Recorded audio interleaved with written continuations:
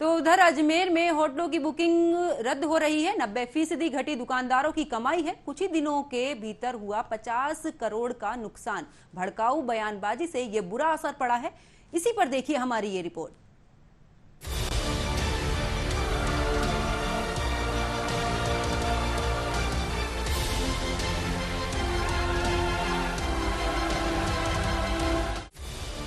ख्वाजा की नगरी अजमेर जो कभी जायरीनों से गुलजार रहती थी। देश विदेश से यहाँ लाखों की संख्या में मुस्लिम आते थे, जिनमें हिंदुओं की संख्या भी होती थी।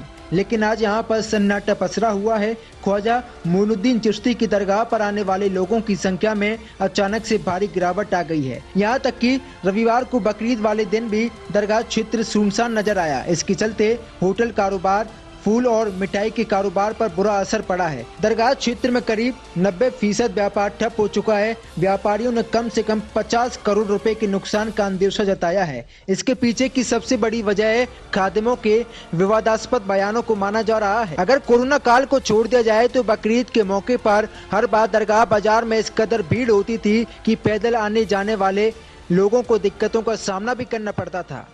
लेकिन इस बार जायरीनों की संख्या में भारी गिरावट आई है। इसके चलते कई होटल और गेस्ट हाउस रोज नुकसान उठा रहे हैं, क्योंकि लोगों के न आने से होटल व्यवसाय पूरी तरीके से ठप हो गया है। पहले की तुलना में होटलों में अब महज 10% कमरे ही बुक हैं। होटल मालिकों के लिए रोजाना का खर्चा निकालना भी मुश्किल हो गया है। जिन लोगों ने एडवांस बुकिंग कर रखी थी, वो लोग भी लगातार बुकिंग कैंसिल करा रहे हैं। दरगाह बाजार में फूलों और मिठाई की दुकान भी वीरान हो चली है। कट्टरपंथियों द्वारा उदयपुर में टेलर कन्हैयालाल और अमरावती में केमिस्ट उमेश की हत्या से इस तरह की परिस्थितियां बनी हुई है,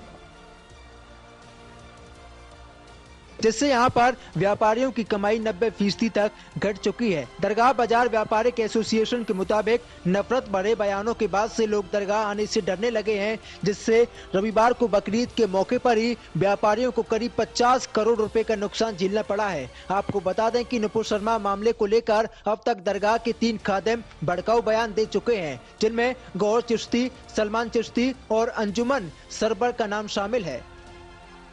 खादिम गौहर के संबंध उदयपुर हत्याकांड के आरोपियों मोहम्मद रियाज और मोहम्मद गौस के साथ सामने आए हैं।